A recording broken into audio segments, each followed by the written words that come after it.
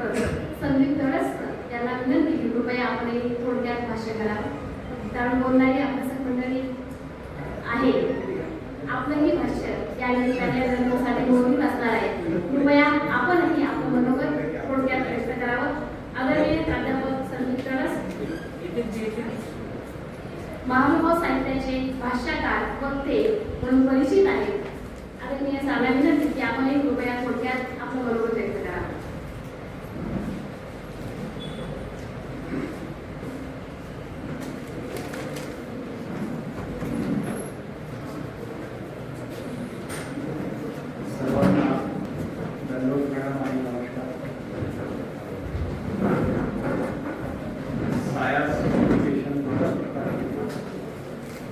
महानुभव साहित्याचे अभ्यासक डॉक्टर संजय जगताप लिखित सर्वज्ञ संचित या ग्रंथाच्या प्रकाशन सोहळ्यासाठी आपण इथे आत्मीयतेने रविवार असून देखील या ठिकाणी आहात, त्याबद्दल आपलं सर्वप्रथम श्रोतृवर्गाचं अभिनंदन.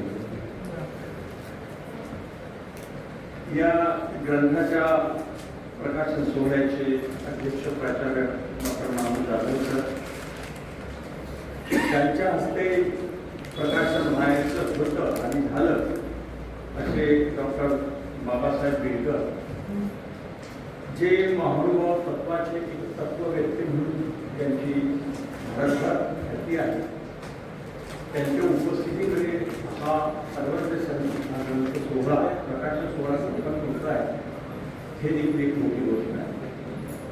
त्याचप्रमाणे या ग्रंथावर भाष्य करणारे माझे मित्र डॉक्टर कोमलजी ठाकरे, डॉक्टर भरतभूषण शास्त्री यांनी आता नुकतंच या ठिकाणी त्यांचं मनोगत या ठिकाणी व्यक्त केलेलं आहे.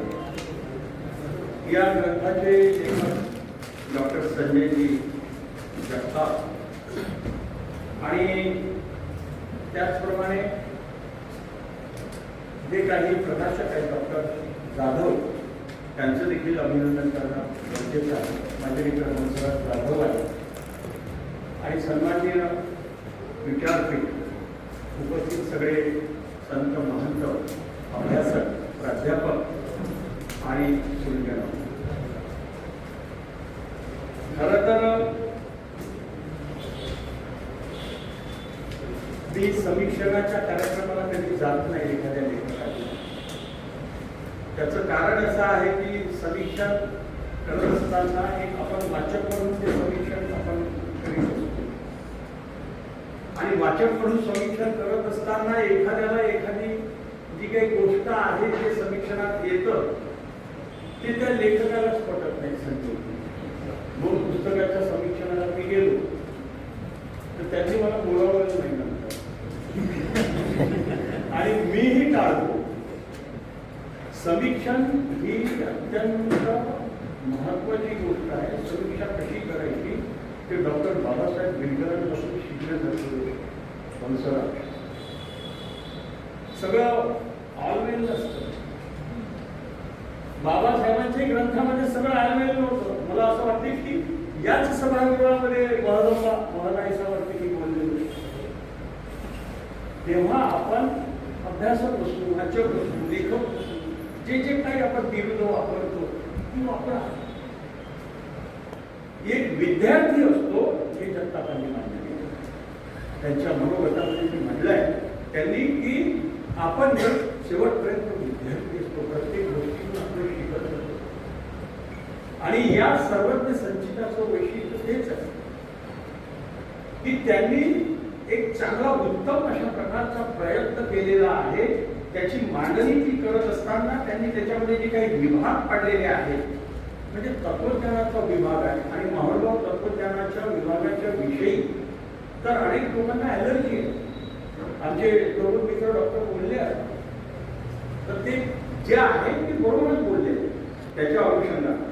परंतु एखाद्या दर्शनशास्त्राच्या विषयी काही लिहिणं, सर्वज्ञ श्री चक्रधर स्वामींच्या विषयी लिहिणं म्हणजे त्या दर्शनशास्त्राच्या विषयी लिहिणं, शास्त्राच्या विषयी लिहिणं म्हणजे त्याचं जे काही उपास्य दैवत असेल, त्याची जी काही आचारसंहिता काही आचार प्रणाली असेल, त्याचे जे काही संदर्भ ग्रंथ असतील किंवा त्याचे जे काही साक्षी ठरणारे सूत्रपाठासारखे काही ग्रंथ असतील, लीळा चरित्र असेल, गोविंद प्रभू चरित्र असेल, ते घेऊनच लेखकाला पुढे जावं. पक्षकारांचे पक्ष घेऊन पुढे जावं लागतं.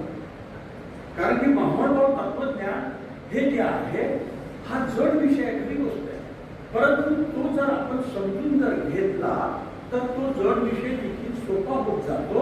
हे सर्वज्ञ संचिताच्या निमित्तानं डॉक्टर संजय जगतापांनी देखील दाखवून दिलेलं आहे.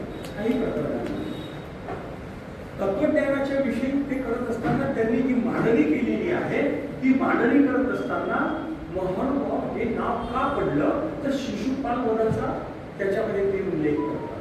शिशुपाल वधामध्ये जी काही ओवी आहे त्या ओवीचा ते उल्लेख करतात. महानुभावाचे निमेळे आणि लागे जिये आनंदाची सोबत. दुसरा उल्लेख ते स्मृतीस्थळामध्ये असणाऱ्या केशवदास आणि बाकीची सगळी मंडळी बसलेली आहे आणि हे अवघे महानुभाव सकळ महानुभाव बैसले असती असा उल्लेख त्या स्मृतीस्थळामध्ये येतो. आणि याच्यामध्ये असणारा हा अच्युत पंथ, घटमार्ग किंवा गोस्वामीयांचा मार्ग किंवा प्रतिती पंथ असं जे नामकरणाचा जो काही इतिहास आहे ते तिथे अधोरेखित आहे.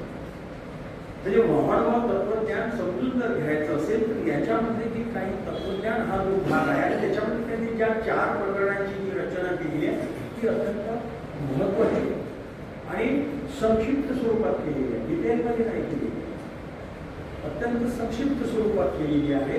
कारण की जर आपण एखाद्या अभ्यासकाला, नव अभ्यासकाला एखादा ग्रंथ जेव्हा आपण अभ्यासासाठी देतो किंवा वाचण्यासाठी देतो तर तो जड व्हायला लागतो.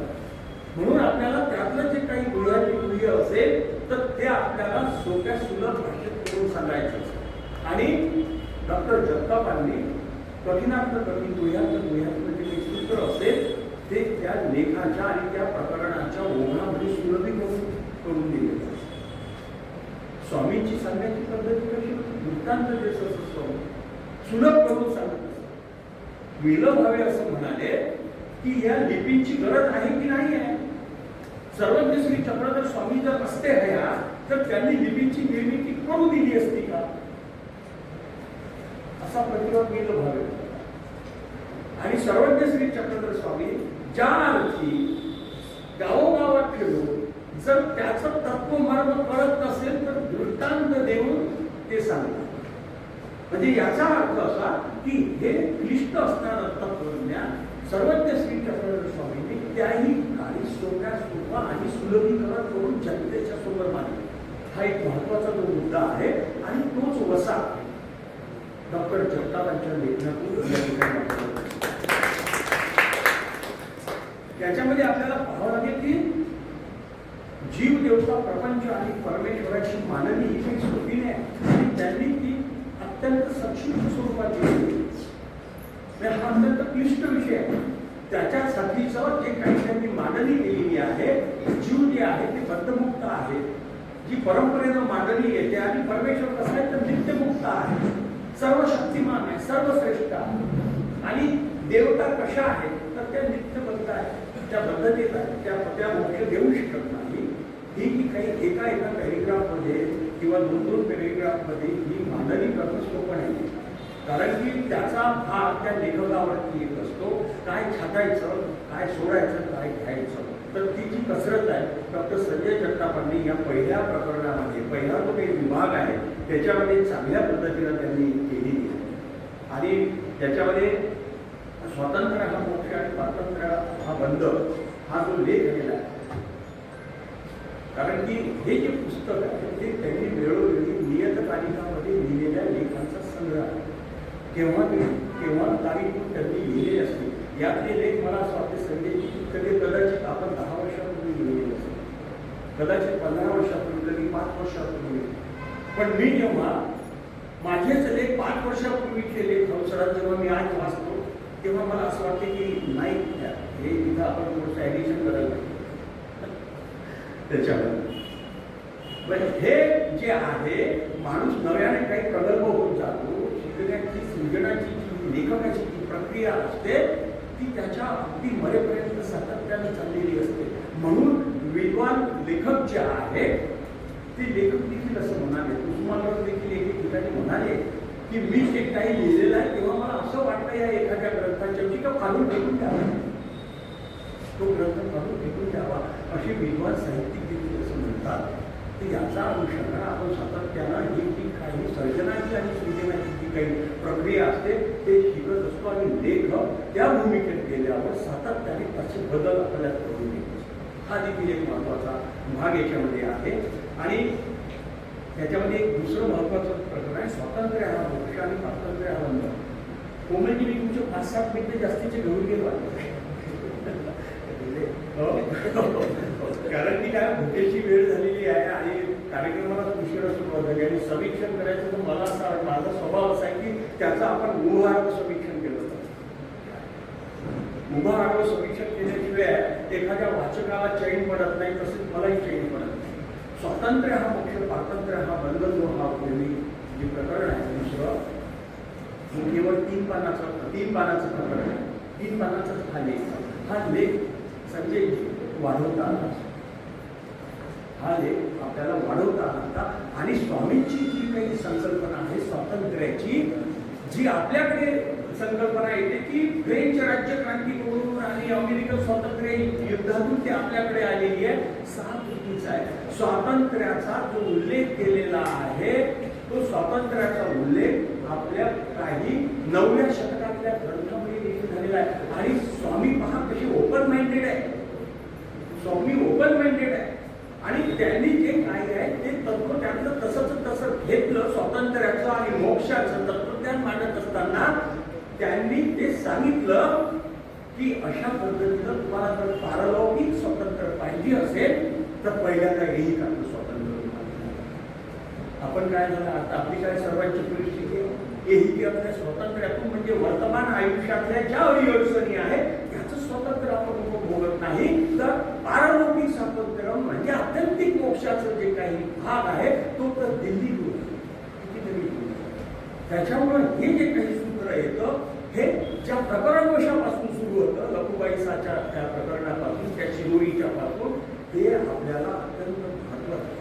महानुभावांची एक तात्विक भूमिका आहे. लाकडी आपल्यामध्ये येतं किंवा वचन संबंध येतं तर तेव्हा एखादं सूत्र सांगत असताना आपल्याला त्याचा वचन संबंध पाहावा लागतो.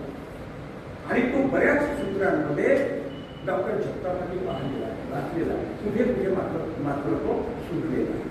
कारण की वचन संबंधाच्या अनुषंगानं त्याचा अन्वय लावत असताना अर्थ लावत असताना आपण जर पुढं गेलं तर ती भूमिका आपल्याला अधिक चांगल्या पद्धतीने स्पष्ट करता येते. हा सुद्धा एक महत्त्वाचा भाग याच्यामध्ये आहे. आणि महानुभावांचा आधार ग्रंथ जो आहे सूत्रपाठ, मला याचं एक वाक्य खूप आवडलं. म्हणजे महानुभावांचा वेद म्हणजे सूत्रपाठ. आणि महानुभावांनी सर्वचित्री चक्रधर स्वामींनी वेद प्रामाण्य नाकारलं आणि वेदांची विरोधाभासी उपमा घेऊन हा नवसर्जन करण्याचा जो काही भाग आहे तो भाग देखील जगतापाचा समजून घेण्याचा. वेद म्हटलं की वैदिक म्हटलं की जनरली त्याच्यामध्ये कर्मकांडांचा जो काही भाग आहे तो भाग येतो. परंतु एखाद्या लाक्षणिक अर्थानं आपण दुसऱ्या एखाद्या विचारधारेचा शब्द आपल्या विचारधारेशी जुळून घेण्याचं जे काही साधर्म्य आहे ते अत्यंत महत्त्वाचं. म्हणून त्यांनी वेद जे म्हटलेलं आहे सूत्रपाठाला खरंच महानुभावांचे वेदच आहे आणि अत्यंत सुलभ याच्यामधून त्यांनी ती मांडणी केलेली आहे.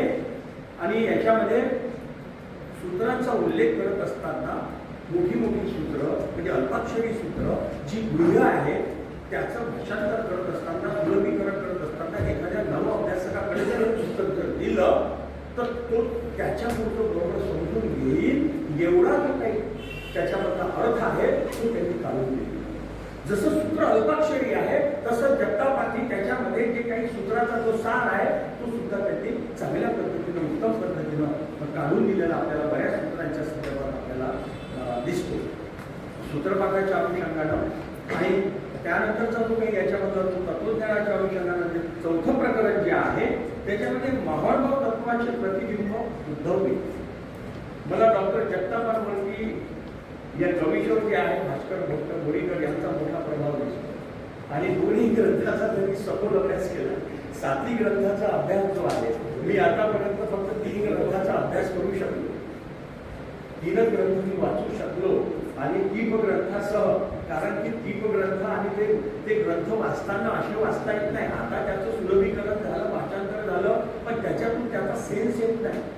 परंतु परंपरेने जे आमच्या लोकांनी जे ग्रंथ लिहिलेले आहेत, जुन्या लोकांनी जे संपादित केलेले आहे, दीपग्रंथ त्याला जोडून जे आहे, ते शब्दार्थ जे आहे, ते शब्दार्थ एकीकडे इकडे ठेवावे लागतात आणि तो ग्रंथ एकीकडे ठेवावा लागतात, तरच त्याचं सार तुम्हाला समजल्या जातं. नाही तर त्याच्यामध्ये असणाऱ्या ओव्यांचा जो काही आत्मिक परिपोष आहे तो त्या वाचकाच्या मनामध्ये प्रवेश करू शकत नाही, हे देखील महत्वाचं आहे. आणि ते कष्ट त्यांनी घेतलेले आहेत. म्हणजे शिशुपालवध हा जो ग्रंथ आहे त्याची पूर्वपीठिका ते मांडत असताना, त्या उद्धवगीतेची पूर्वपीठिका मांडत असताना ते सांगतात त्याच्यामध्ये. आणि त्या कवीश्वर वासांचं देखील ते हे मांडतात, त्याच्यामध्ये चरित्र सांगतात. चरित्र सांगत असताना मात्र कवीश्वर भास्कर भट्ट पुणेकर जे आहेत ते देखील मराठवाड्याच्या विभागातले 2 वासना आहेत. ते आमच्या बुलढाण्याजवळ असणारी गोळी आहे, त्याचा उल्लेख काही ग्रंथामध्ये सांगितला जातो. तर हा देखील एक महत्वाचा भाग आहे की असो कुठलेही, कारण की पंथामध्ये वासना आहेतच, तर अशामुळं काही इकडचं तिकडे होण्याची शक्यता आहे. म्हणूनच वासना हा जो काही पारिभाषिक शब्द आहे तो अत्यंत महत्वाचा आहे. त्याच्यामध्ये उद्धवगीतेच्या संदर्भातल्या ज्या काही ओव्या केलेल्या आहेत, तर त्याच्यामध्ये त्यांनी सांगितलं आहे की वायुदेव व्यास जे आहेत हे पंथाचे द्वितीय आचार्य आहेत. आणि ते सांगतात की भास्कर भट्ट गोळीकर त्यांना हा ग्रंथ दाखवतात की हा ग्रंथ कसा झाला. तर त्याच्या आधीचा जो ग्रंथ असतो तो शिशुपालवध असतो. शिशुपालवध दाखवल्यावर वायुदेव व्यास म्हणतात की हा ग्रंथ निका झाला पण निवृत्ता झाला. ग्रंथ चांगला झालेला आहे पण निवृत्ता झाला. म्हणजे निवृत्त जे आहे हा जो पंथ आहे हा निवृत्ती पंथ आहे, प्रवृत्ती पण पंथ नाही आहे. आणि स्वामींनी प्रवृत्तीची आणि निवृत्तीची व्याख्या एका वेळेमध्ये केलेली आहे. तेव्हा हा निवृत्तीपर पंथ आहे. म्हणून ते जे काही खंत आहे ते मनाला लागणारी जी बोच आहे ती त्या कवीश्वर भटांना आहे, त्या कवीश्वरांना आहे, भास्कर भटांना आहे. म्हणून मग ती उद्धवगीता लिहिली. त्याचा जो काही एक मांडणी केलेली आहे ती उत्तम पद्धतीने त्यांनी मांडणी केलेली आपल्याला याच्यामध्ये दिसते. आणि शिशुपाल वधाच्या अनुषंगानं देखील एक महत्वाचा जो काही भाग आहे, देवनी महाकवीचा आपण हा जो शेवटच्या भाषिक संकल्पनेमध्ये जो लेख घेतलेला आहे, तो जो काही जे प्रकरण आहे ते देखील मुळात अभ्यासण्यासारखं आहे. प्रत्येक ओवीचे सार काढलेले आहे. मला साधारणपणे काही जे वाचनात आलं किंवा ऐकण्यात आलं, शिशुपाल वधाची बाजू घेताना कोणता लेख फारसा दिसत नाही. परंतु संजय जगतापांनी शिशुपाल वधाची बाजू घेतलेली आहे, कारण की तो शृंगार रसपूर्ण आहे आणि उद्धवगीता हा शांत रसपूर्ण आहे. श्रीकृष्णाच्या अनुषंगानं येणारं जे काही उद्धवगीतेमध्ये येतं आणि शिशुपाल वधामध्ये येतं दोन्ही ते श्रीकृष्णाच्याच अनुषंगानं आहे. परंतु शिशुपाल वधमध्ये त्याच्यामध्ये असं दिसतं, वायुदेव व्यासांनी म्हटलेलं आहे तसं की हा निवृत्ता दोघा नव्हे. आणि बरेच जे आमचे काही अभ्यासक आहेत ते देखील म्हणतात की अशा प्रकारचं उत्तान, अशा प्रकारचं काही वर्णन त्या ओव्यांमधून येतं. परंतु संजय जगतापांनी त्या ओव्या वगळून त्याच्यामधलं महानुभाव्य तत्वसार या पुस्तकाच्या निमित्तानं, त्या प्रकरणाच्या निमित्तानं जगासमोर आणले, हे वाचकांच्या समोर आणले.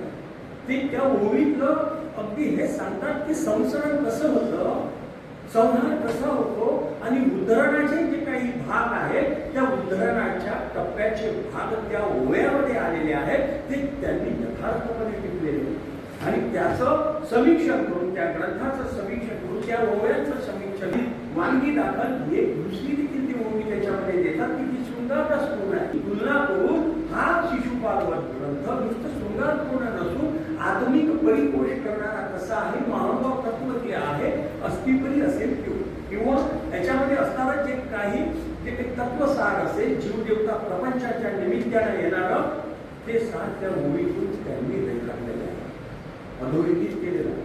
हे कसं लागतं, एखाद्या लेखकाला त्यातल्या कोणत्या ओव्या निवडायच्या आणि कोणत्या ओव्या सोडायच्या आणि एखादी बाजू घेऊन त्याची पाठराखण कशी करायची. शिशुपाल वधाची पाठराखण जर आपण उत्तम पद्धतीने केलेली आहे. दुसरा महत्वाचा भाग याच्यामध्ये असा येतो की दृष्टिकोनातून दुसरा विभाग येतो. म्हणजे स्वामींचा म्हणजे जो काही दृष्टिकोन आहे एकच महानुभाव पंथाचा काही जो दृष्टिकोन आहे हे समजून घेत असताना ज्या काही चक्रधरांच्या परिवारातील ज्या स्त्रिया आहेत त्या स्त्रियाचा उल्लेख याच्यामध्ये आहे. म्हणजे औसा असेल, महदंबा असेल, माईसा असतील, देमाईसा असेल, सादाईसा असेल, उमाईसा असेल, या सगळ्यांचं चरित्र त्याच्यामध्ये त्यांनी घेतलेलं आहे. थोडं चरित्र घेतलेलं आहे, संक्षिप्त चरित्र घेतलेलं आहे त्याच्यामध्ये. ते घेत असताना मात्र सादाईसाचा एक भाग पुढच्याही लेखामध्ये जे होतं ते पुढे पुढे पुनरावृत्ती झालेली आहे. पुनरावृत्तीचा एक काही भाग येतो. म्हणजे ते स्वाभाविक आहे एका अर्थाने. ते तुम्ही समजून घेतली पाहिजे लेखकाची भूमिका आपण की लेखाचा जो कालनिर्णय आहे, लेख जो आहे त्याच्यामध्ये खंड आहे. म्हणजे एक लेख आज दिला असेल तर दुसरा लेख 2 वर्षांनी लिहिलेला आहे, त्याच्यामध्ये तो खंड आहे. आणि तो खंड असल्याच्यामुळं त्या प्रास्ताविक जे येतं त्या प्रकरणाचं ते प्रास्ताविक अनेक प्रकरणामध्ये सेम आलेलं दिसतं. हा एक देखील त्याच्यामधला जो काही भाग आहे मला नमूद करायचा आहे ते, कारण की मी हे नमूद करताना त्यांच्यापासून परवानगी घेतलेली आणि संजय जगतापांनी मला मोठ्या मनाने ती परवानगी दिलेली आहे. आणि पुढे आपण जाऊया आणि मग माझ्या त्या वक्तव्यामध्ये येऊया. परिवारातील स्त्रिया घेत असताना काही ठिकाणी थोडीशी याच्यामध्ये इतकी नावं आहेत लीळा चरित्रामध्ये, त्या आमच्या गोविंदकोटी चरित्रामध्ये आणि याच्यामध्ये वृद्धाचारामध्ये की कोणतं नाव कोणत्या वेळेस एखादं नाव सुचतच नाही, आठवतच नाही, किंवा काहीतरी एखाद्या वेळेस गोंधळ होण्याची शक्यता असते, एकाच नाव दुसऱ्याच्या नावावर जाण्याची शक्यता असते. याच्यामधल्या मला असं वाटते की एका शेवटच्या भागामध्ये नाथोबा म्हणजे मंडळिका. नाथोबा बरोबर का बाबा? नाथोबा म्हणजे मंडळिका आहे. आणि आपण नाथोबांना कोठरोबा म्हटलेला आहे. तर प्रासादिक नाव त्याच्यामध्ये दिलेलं आहे. ती थोडीशी चुकीची दुरुस्ती मला वाटते, मी जर बरोबर असेल तर ती चुकीची दुरुस्ती व्हावी. ती अशी की कोठरोबा जे आहे ते वाकी लिपीचे आहेत आमच्या अमरावती जिल्ह्यातले. त्यांना त्या नंदेश्वराची भक्ती होती आणि स्वामींचा एक रात्र त्या वाकीच्या स्थळावरती मुक्काम होता. हे शूद्र जातीचे होते आणि ते तिथं आलेले आहेत. तर त्यांचं जे पोट आहे त्यांची ढेरी मोठी निघालेली होती आणि ते धान्य ठेवणारं भांडार आहे. म्हणून हे जे प्रासादिक नाव दिलेलं आहे ते श्री गोविंद प्रभूंनी दिलेलं आहे. मी चुकत नसेल तर म्हणजे मी जर चुकत नसेल तर बरोबर आहे असं मला वाटतं. हे प्रासादिक नाव कोठरोबा आमच्या श्री गोविंद प्रभूंनी दिलेला आहे. पण तिथे अनावधानाने कदाचित तो उल्लेख झालेला असण्याची शक्यता नाकारता येत नाही. एकच माणूस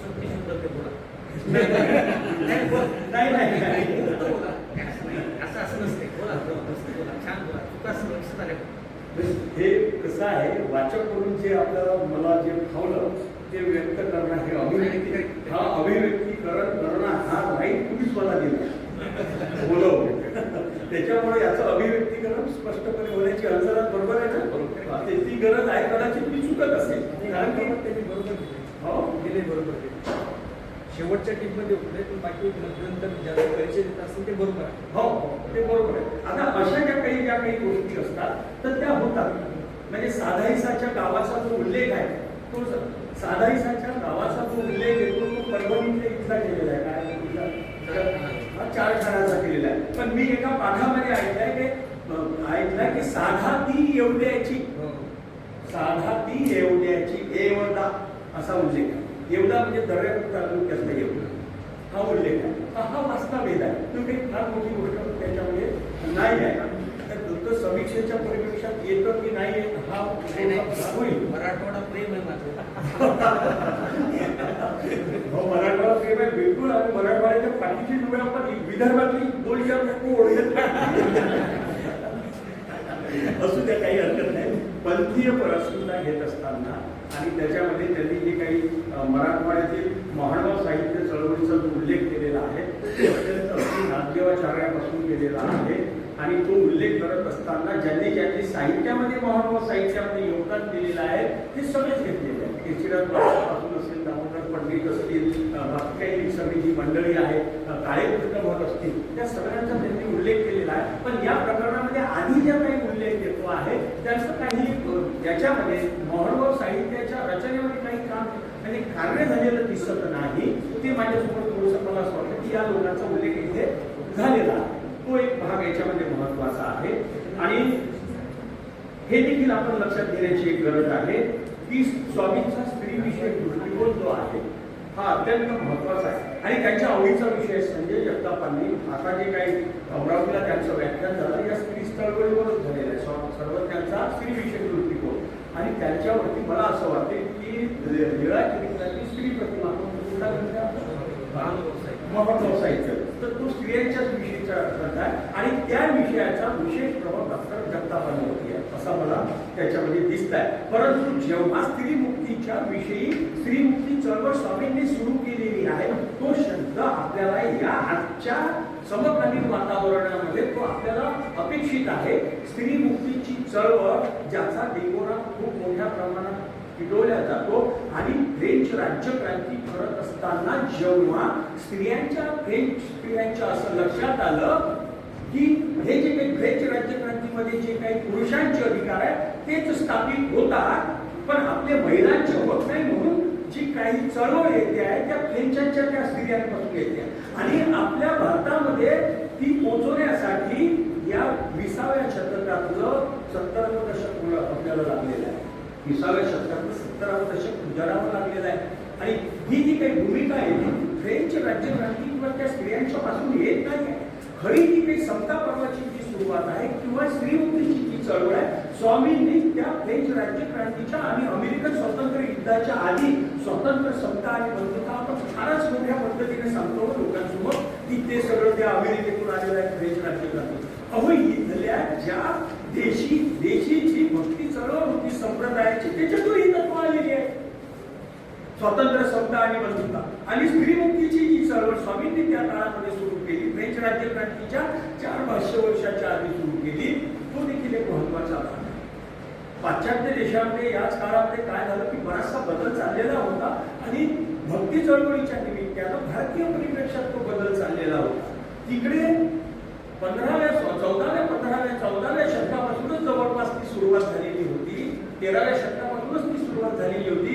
वेगवेगळ्या कला कृती आणि त्याच्यातून अभिव्यक्ती सादरीकरणाची तर ती रेनेसॉ नावाची नवप्रबोधनाची जी चळवळ होती पाश्चात्य देशातली ती चळवळ ती होती आणि त्याची हे मग अमेरिकन स्वातंत्र्य युद्ध आणि त्याच्यानंतर येणारी फ्रेंच राज्यक्रांती आणि मग स्त्रियांची चळवळ असं जे झालेलं दिसतं हे आपण मानायला नको. त्याचं कारण असं की आपल्याला जर पाहायचं असेल तर स्त्रीमुक्तीची चळवळ आपल्या स्वामींनी 12व्या-13व्या शतकामध्ये स्वतः सुरू केलेली आहे आणि हा देशीवाद आहे.